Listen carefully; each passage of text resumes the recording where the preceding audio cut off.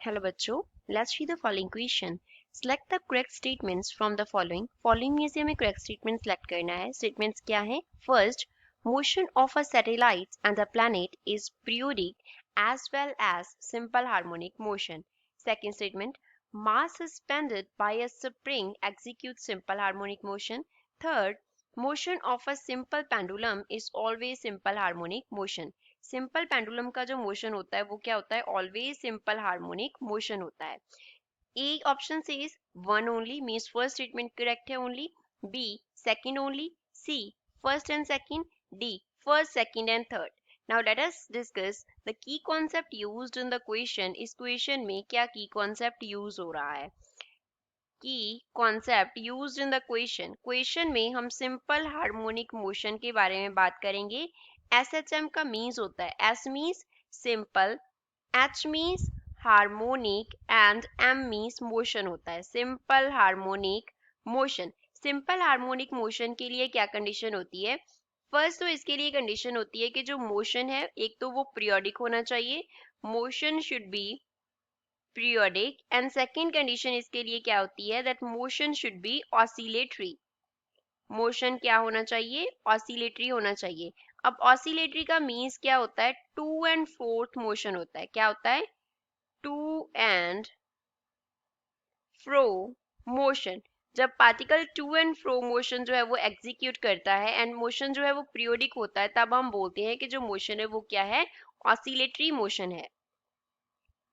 Motion क्या है? Simple harmonic motion है. तो फर्स्ट की बात करते हैं पहले. फर्स्ट स्टेटमेंट में हमें किसका मोशन दिया गया है? Motion of satellites and planet. Satellites and planet का मोशन दिया है. अब सैटेलाइट एंड प्लैनेट्स जो हैं वो क्या करते हैं? रिवॉल्व करते हैं. दे revolve with certain time period. इनका रिवॉल्व करने का क्या होता है? कुछ टाइम पीरियड होता है. तो फर्स्ट कंडीशन तो सिंपल हार्मोनिक मोशन के लिए सेटिस्फाई हो रहा है, दैट मोशन इज पीरियोडिक. लेकिन इनका जो मोशन है वो टू एंड फ्रो नहीं होता.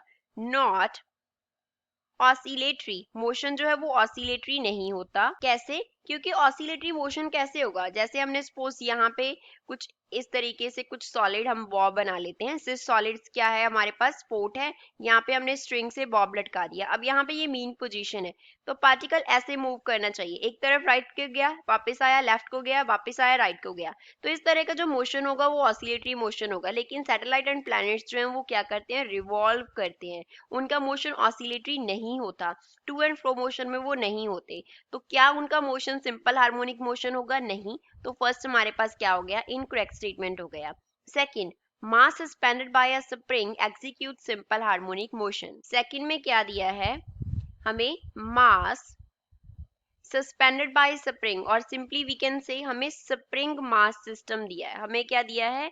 स्प्रिंग मास सिस्टम दिया है. तो स्प्रिंग मास सिस्टम में हमारे पास क्या होता है? जो मास है उसकी वाइब्रेशंस होती हैं. सपोज हमने ये क्या बना दिया? रिजिड स्पोर्ट बना दिया. अब यहाँ से स्प्रिंग की हेल्प से हमने क्या किया हुआ है? मास को ऐसे अटैच किया हुआ है. ये m क्या है? हमारे पास मास है. तो ऊपर यहाँ पे ये क्या लगा हुआ है? स्प्रिंग लगा हुआ है. तो अब मास क्या करेगा? ऑसिलेट करेगा ऊपर एंड नीचे इस तरीके से. क्या करेगा? इस तरीके से इसकी वाइब्रेशंस होंगी. तो जो वाइब्रेशंस हैं वो क्या हो गया? ये ऑसिलेटरी मोशन हो गया.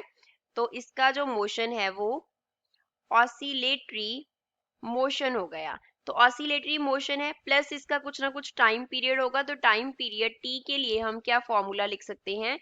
T is time period. तो टाइम पीरियड क्या होता है? Time period is 2 pi square root of m by k होता है. m जो है वो मास को रिप्रेजेंट करता है. k जो है वो हमारे पास क्या होता है?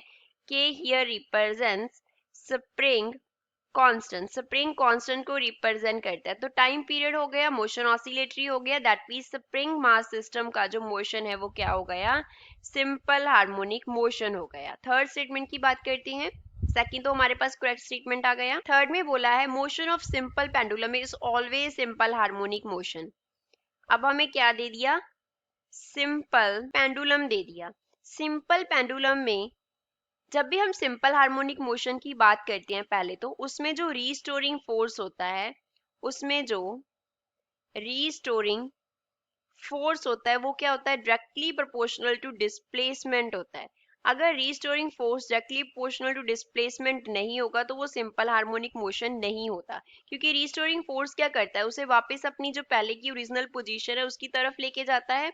जब वो एक्सट्रीम पोजीशन पे होता है उससे उसको मीन पोजीशन की तरफ लेके जाता है। अब सिंपल पेंडुलम में अगर हम स्मॉल डिफ्लेक्शन लेते हैं, स्मॉल डिफ्लेक्शन की अप्रोक्सीमेशन लेते हैं, कैसे, जब जो साइन थीटा है वो क्या होगा, नियरली इक्वल्स टू थीटा होगा। अब इसके लिए जो थीटा का वैल्यू है वो क्या होना चाहिए, स्मॉल होना चाहिए, तब तो हमारे पास फोर्स जो है वो डिस्प्लेसमेंट के डायरेक्टली प्रोपोर्शनल आता है। इसको हम कैसे लिख लेते हैं, F is equals to minus k x, that is Hooke's law, that is Hooke's law, Hooke's law होता है ये हमारे पास। तो अगर तो थीटा जो है वो स्मॉल होता है तो उसके लिए एफ क्या रहता है, माइनस के एक्स के इक्वल रहता है। बट जब हम डिफ्लेक्शन को लार्ज ले लेते हैं, जब जो डिफ्लेक्शन है वो क्या हो जाता है, लार्ज हो जाता है, मीन्स थीटा का वैल्यू लार्ज होता है, तो उस केस में सिंपल पेंडुलम के लिए एफ जो है वो डायरेक्टली प्रोपोर्शनल टू डिस्प्लेसमेंट हमारे पास नहीं आता। तो स्मॉल अगर डिफ्लेक्शन होगा तो रिस्टोरिंग फोर्स एक्ट करेगा डिस्प्लेसमेंट के directly proportional to, and motion जो है वो सिंपल हार्मोनिक मोशन होगा। लेकिन अगर डिफ्लेक्शन लार्ज हुआ, थीटा का वैल्यू लार्ज हुआ, तो सिंपल पेंडुलम का मोशन जो है वो एसएचएम मोशन नहीं होता। तो first and third incorrect statements है, means correct statement is only the second one. So we will select B as the correct option for the given question. I hope you understood well. Thanks.